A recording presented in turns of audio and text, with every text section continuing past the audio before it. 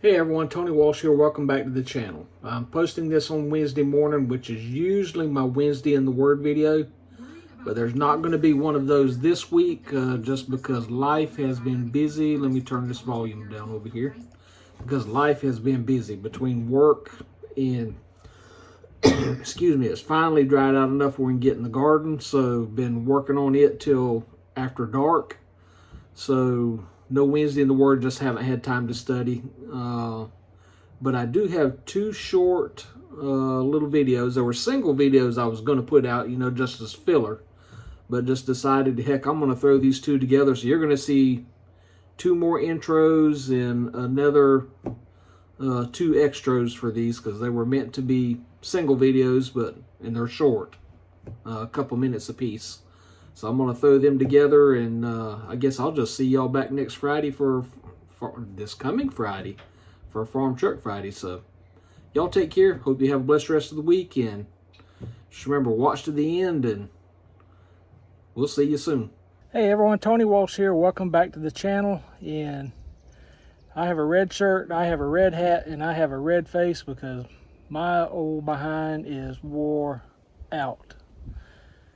It's Saturday afternoon, and we have been out here working in the garden. And if you've been watching my videos, I've been talking about the rain, couldn't get the tractors in here. The corn has gotten too tall for the cultivators to come through, so we had to hand till. So let me get turned around and let's talk about the tilling and then the tiller, because I am pleased with the tiller that I have used today, and I want to brag on that company. So let's get turned around.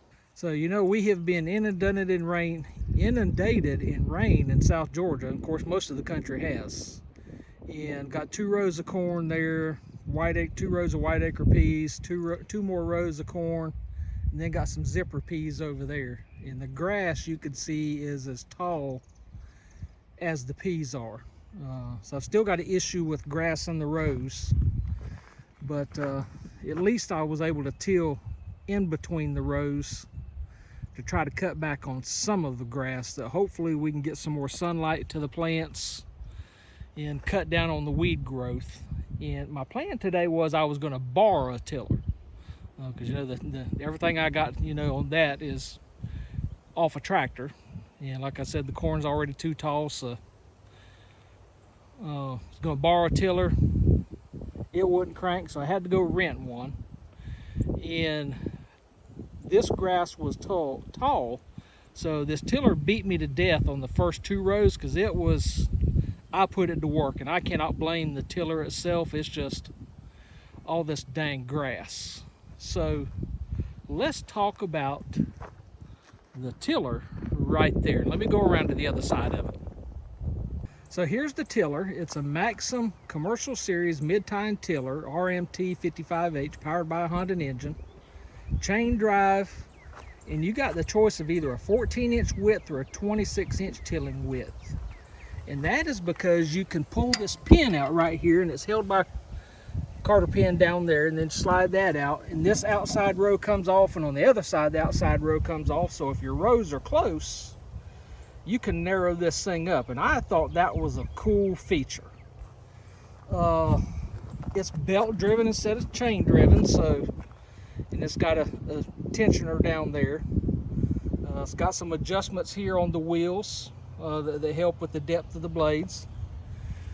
This thing operated like a champ, except for if it got unlevel a little bit, it would shut off. So I don't know if there's a float issue in the carburetor, and I am not going to blame that on Maxim. I am renting this from the local hardware store, and I am sure every Tom, Dick, and Harry and their brother has used this thing, and of course then don't know what the maintenance records are on this, so I can't blame the float issue on Maxim or on Honda. I've debated whether to buy something just to have for a spare, just like I need it right now. And I can tell you what, and the other thing I like is it says it's made in the USA. So folks, all I have to say, well, see, it says it's chain driven right there. So where does the belt go? I'm gonna be dumb. It ain't chain driven, it's belt drive. I'll look that up later. Anyways, regardless of whether it's a belt or whether it's a chain, I am highly pleased with this Maxim tiller. Now, I have not looked up their website. I don't know what else they make, what other options are on this thing. I'm just telling you, after using this thing for about an hour, I am well pleased with the job it did. Oh, I guess the chain is down there. Right in here. Dummy me. Anyways, if you're looking for a tiller, I'm giving Maxim a thumbs up. Let me do it this way where you can see a thumbs up. So Maxim, if you watch this, y'all got a good piece of equipment right there. So that's my review on this. I hope you liked the video. Give me a thumbs up. If you're not a subscriber, subscribe to me. Irregardless, I hope y'all have a blessed day and that God continues to bless your life like He's blessed ours. Y'all take care. Hey everyone, Tony Walsh here. Welcome back to the channel and another edition of What's Happening at the Farmstead. Well, you can see I got a little bit of dirt right there. I've got some dirt right there. I'm sure, yeah, I've got dirt all over there. So, you know, that's the life of working in the garden, working on the farm, working on the ranch, you know, just working outdoors, period. In some previous videos, you saw where I had fixed a flat tire on a utility trailer that Nana uses to pull limbs or to pick up limbs out of the yard. You saw me fix the front tire on my lawnmower, and that's where, you know, my little 2-ton jack was messed up.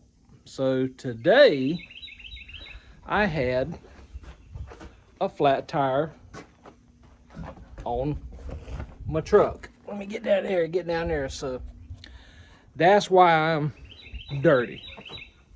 And it is hot out here. So it's tough.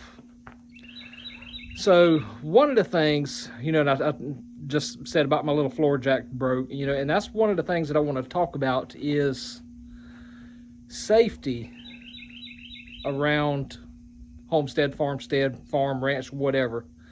Because we have to be safe than what they're doing. I'm going to tell y'all something, that my real father was killed when a car fell on top of him and crushed him. So I sort of take these things serious when it comes to that kind of stuff.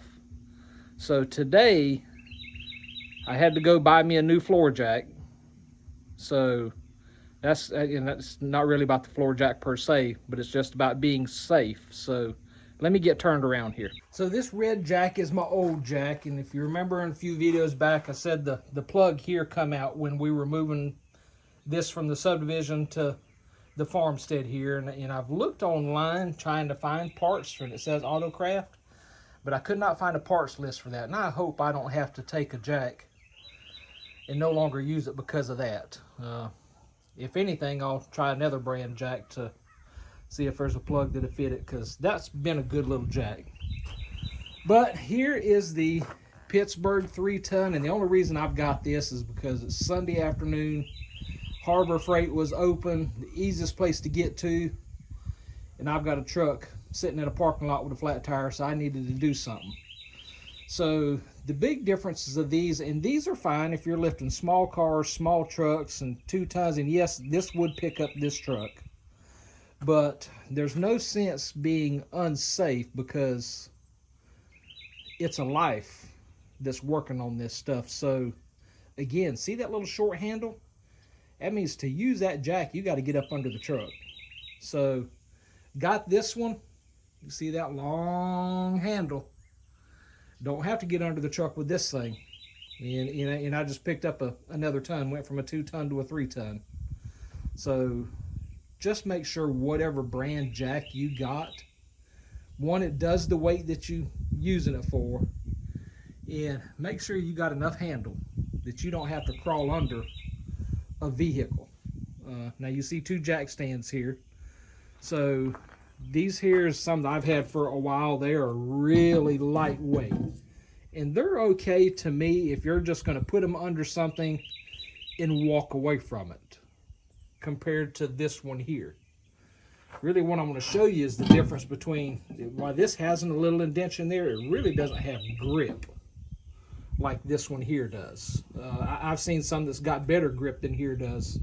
But to me, you got a little aluminum pin here. You know, you've got cast metal here. You know, it's still lightweight, but to me, it just seems like it's better made than this over here. So these are items that you just can't go cheap on. I know it's tough out there. The economy's tough. You know, homesteaders, you know, are struggling. Farmsteaders are struggling. And farmers and ranchers are struggling. You know, it's just the world we live in. But, you know, safety is something you can't go cheap on. Now, ironically, I just happen to have 2 cones from work in the back of my truck. I normally do not tote orange cones with me, but it didn't hurt to have them. So that way, as people were riding by, if I stuck my foot out, I wouldn't have to worry about somebody running over it. So safety is priority number 1. And that's really all this video is about. It's not about the Autocraft jack. It's not about the Pittsburgh jack. It's not about either brand of them jack stands. It's about being safe. You only have one life. Make the best of it. I hope this has helped somebody, even if it just makes you stop and think for a second. I could have tried to rig something up, but to me, it was worth the 10-mile drive to go get a jack and do the right thing the right way. Because it's not just me. I got a wife to think about, got kids to think about, got grandkids to think about. So all I can ask is y'all just be safe. And until we get back together, I pray that God blesses each one of you the way He has blessed me. Y'all take care.